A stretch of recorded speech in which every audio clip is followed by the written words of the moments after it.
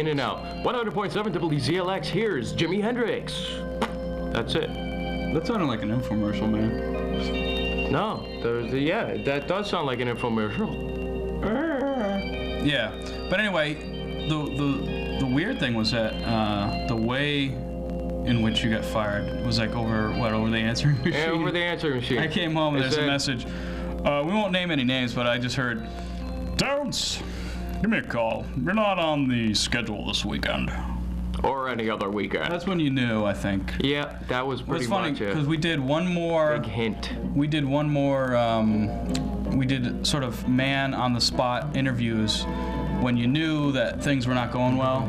So we did one last WZLX interviews, one last try at the interviews. And we went down to the Arlington Capitol Theater.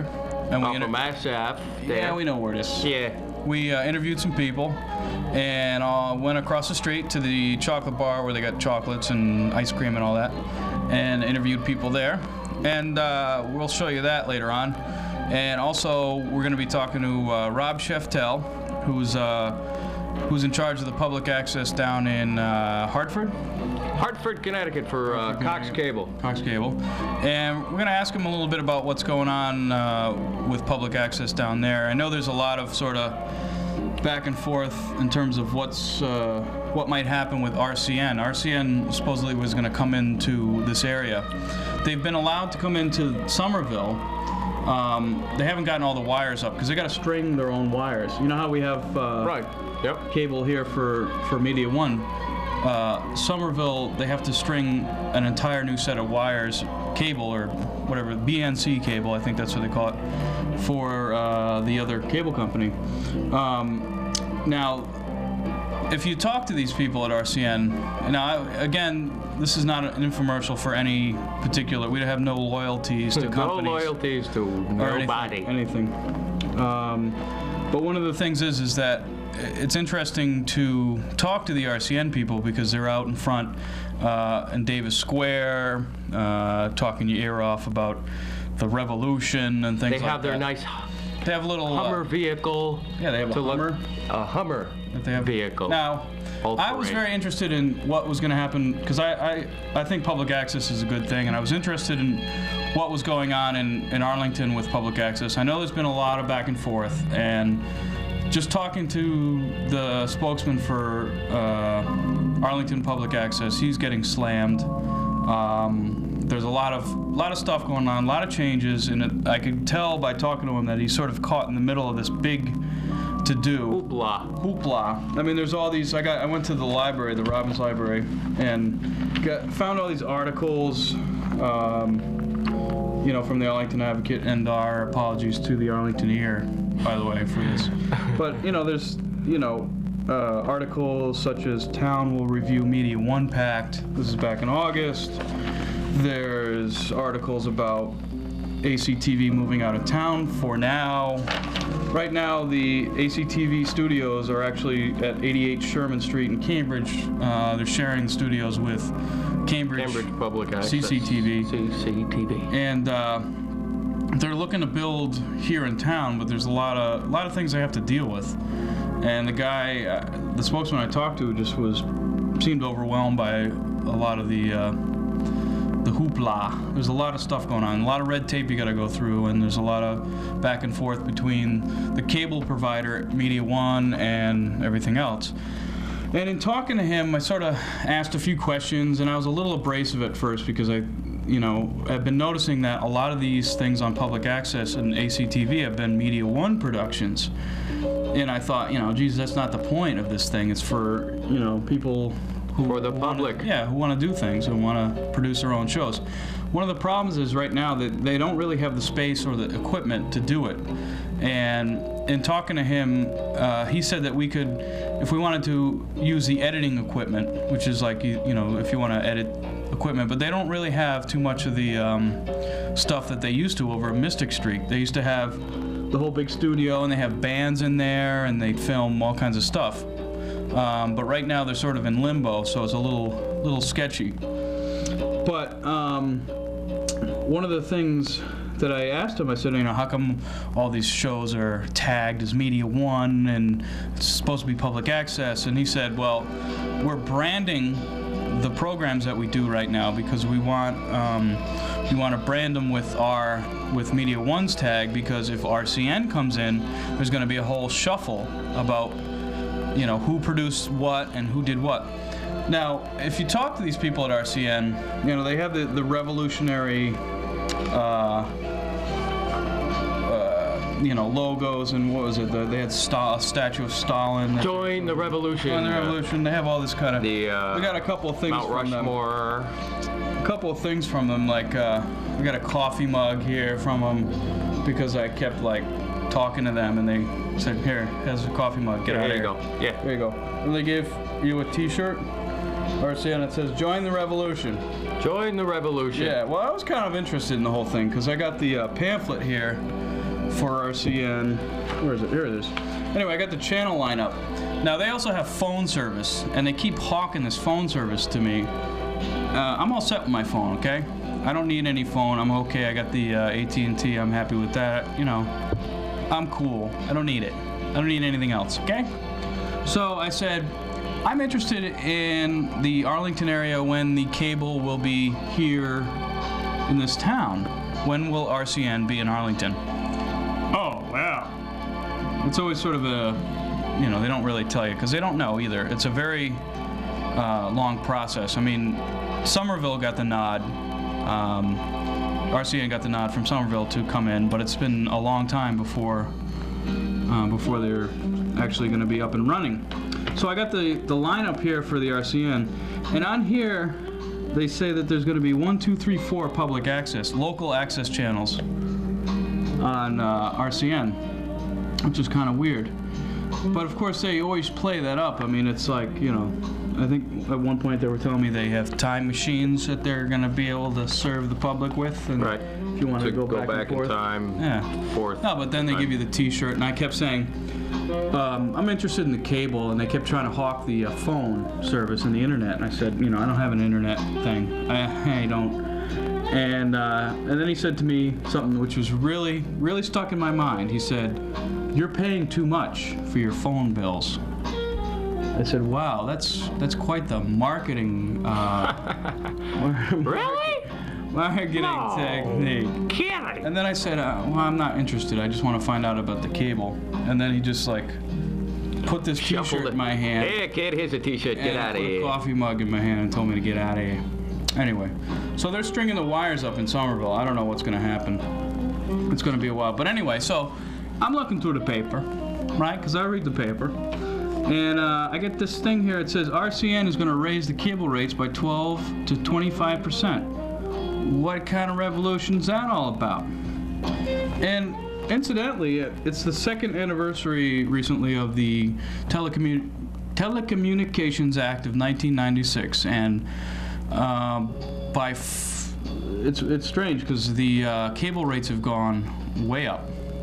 And this Telecommunications Act was supposed to help, lower the rates and everything for the consumer, and it's a win-win situation. But as we know with bank mergers, that's not always the case. It's a win-win situation. Yeah, it's a win-win situation for the corporations. Yeah. We win. We win, we win. And we win. So I can think of a bank here in town, in Arlington Center, that just merged, a few months back. It's about the size of a Dunkin' Donuts. And you walk in there on a Saturday to try to cash your check.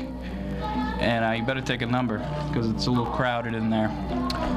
But I had just left the other bank, the other big bank, the other big bank. Am I boring you? No, I'm listening. And that was I was with that bank for 10 years, and then they merged, and they closed branches and things like that. So I went to the other big bank, and they told me, we're not going to merge. You making faces at me? No, you are kind of rambling a little bit, but go ahead. Yeah. Just a little bit. I'm concerned about my banking. Concerned for you. No, I'm not. Oh. I'm concerned about me and my banking. So I'm trying to cash checks on a Saturday, and I gotta wait for a half an hour at the friggin' bank. So anyway, that's what happens when corporations say, it's a win-win situation. It's going to be competition, and ultimately, the consumer will win. Well, we have to watch out for things like that because a lot of times the consumer doesn't win. And another thing, I can think of the NATO pact and how, not the NATO pact, the... What are you talking about? NAFTA. That's what I meant. Yeah, NAFTA. After that, I'm going to go over there. NAFTA has been a big disaster. No, I'm saying. No, I'm saying. And it would so be anyway, S-A-N-E. what we should do now... What we should do something now. Oh, let me see. Do I have any other paperwork here that I want to ramble off some figures? Yeah, no. No. Oh, I love the Arlington Ear. I hope that... The Arlington Ear. I think that's it's done. great. I hope that, like, that's done independently. You know, I hope it's not like a big production that they... No, I think it looks like a mom and pop cool. situation. I like it. like the kitty near the fireplace. I hope the kitty never catches on fire. No, that would not be good. So, I wanted to read a poem. No, I don't want to read a poem. We're going to go to the videotape now. Yeah, let's go to the videotape. We were out in front of the Capitol Theater. I like the Now, when you watch this, you're going to think, this guy's making fun of the Capitol Theater. Capitol Theater. But I'm not making fun of the Capitol. I like the Capitol Theater. I just wish they would have more of a variety of independent films as well as the sort of, you know, big blockbuster kid movies that you can take your kids to, like Flubber and Mr. Magoo and Boogie Air Nights. Bud. You don't want to take your kids to that the one. Boogie Nights. No, that was a good one. No. We got to interview some people for Boogie Nights. Oh, that'll be that won't be on great. public access. No, it should. No, in a good sense, you know. It's a good flick. Burt Reynolds did a great job. He won an Academy Award. Or no, he's nominated for a few Academy Awards for that. I don't know. Yeah. But Boogie Nights. I would like to see more of a mixture of independent films and, you know, mixed in with a kid films. There's a lot of these really big budget films at the Capitol.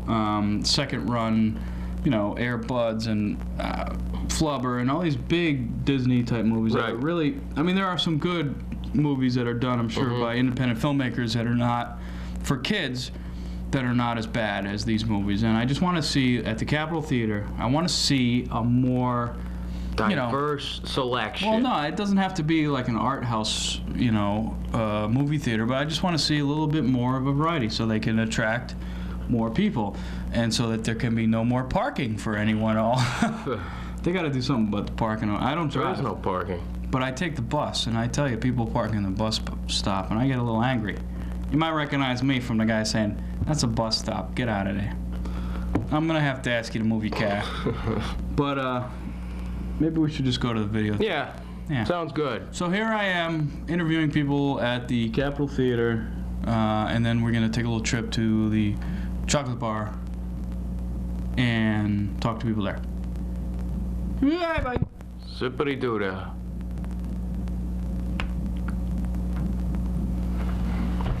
Let's see what that looks like. That was fucking boring. Right. Okay. How you doing? We're back with the Clark Brothers show.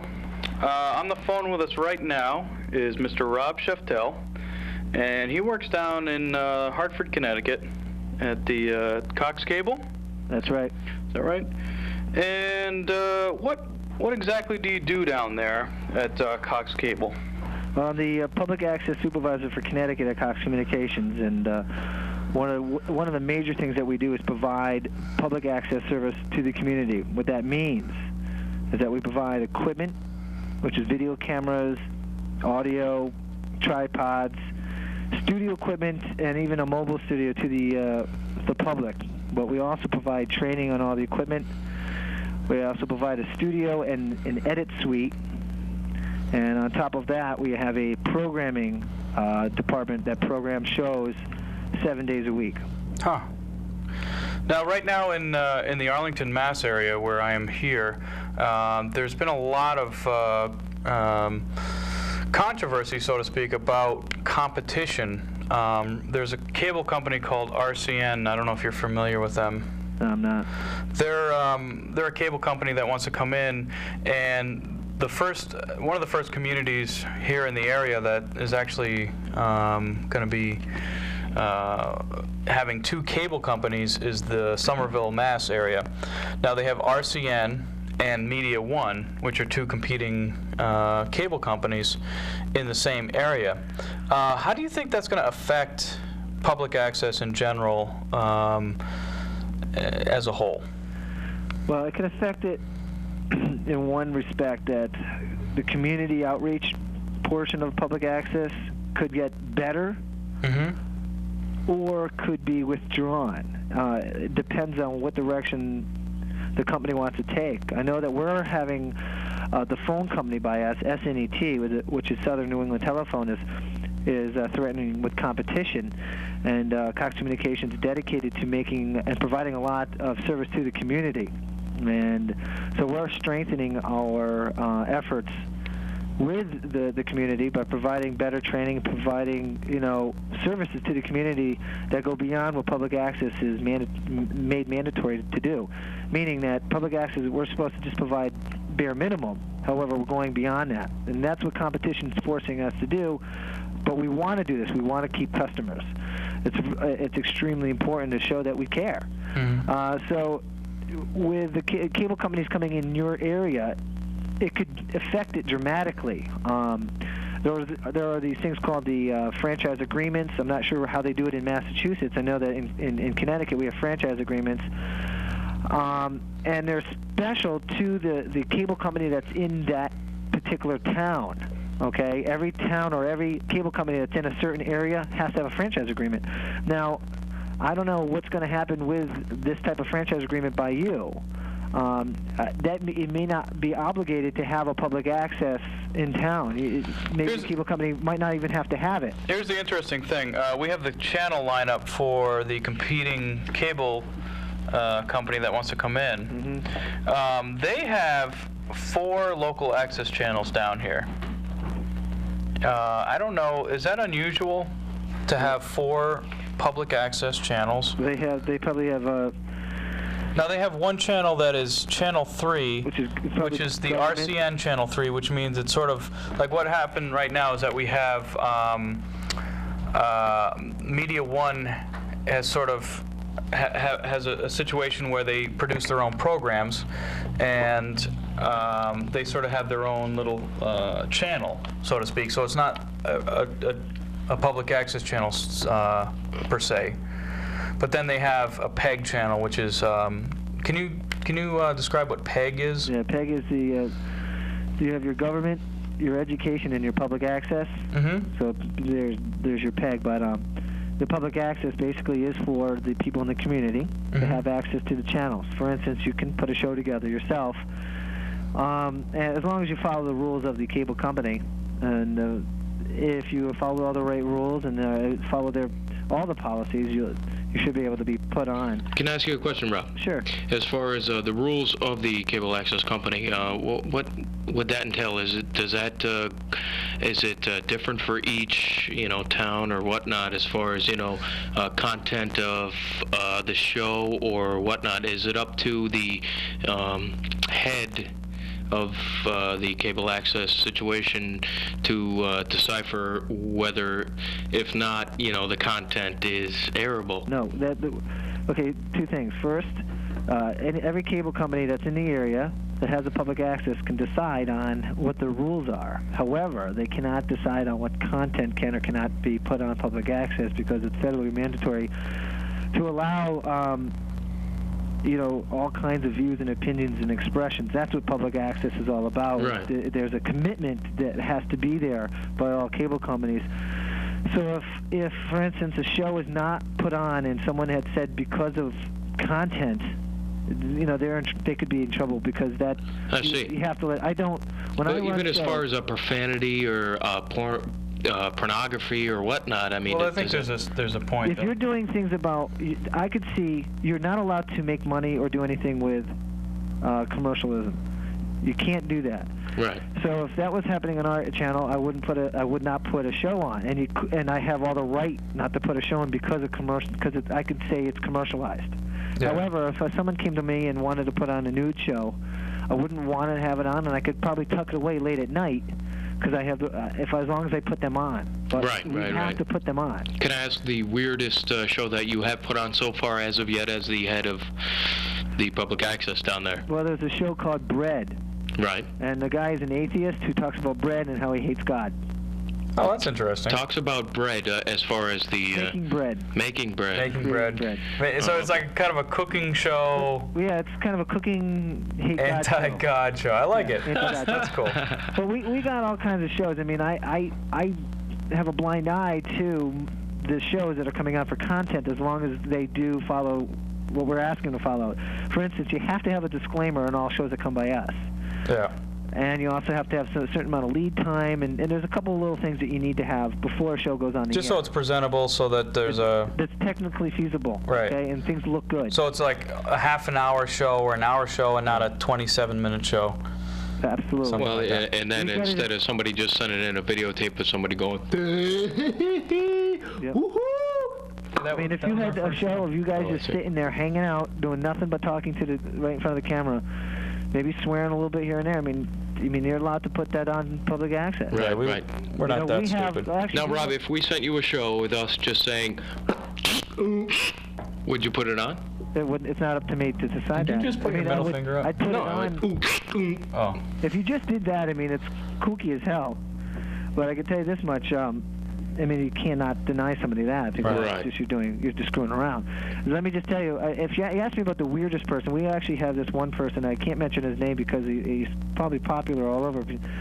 But he's had actually a couple of male parts, Right. The anatomy, whatnot. He was nude. That were, that vibrate for you. He actually put them on stage during the TV show, a live show. Right. And put the police captain's hat on one, put a fireman's hat on the other, and made fun of them. The police chief and the fire chief. So there is a point. There is a point where you got to say, there is a point where you have to say, hey. But we had to put him on. Yeah. Okay, and even though he was getting lawsuits after lawsuits, it's like he can stay on. That's his right. It's his Fifth Amendment right to be on air. Yep. First Amendment right. Excuse me. That's right. First. Okay. First, fifth. That's very smart. Well, that's a lot to digest there. I appreciate talking to you. I just wanted to find out a little bit more about public access. We'll be in touch with you soon to just to talk and maybe have you on periodically to find out what's going on down there in the Hartford area. And appreciate you being with us. Okay. And we'll talk to you later there, Rob. Sounds good. Ladies and gentlemen, Rob Sheftel. See you, Rob. See ya. Take it easy, man. Bye-bye.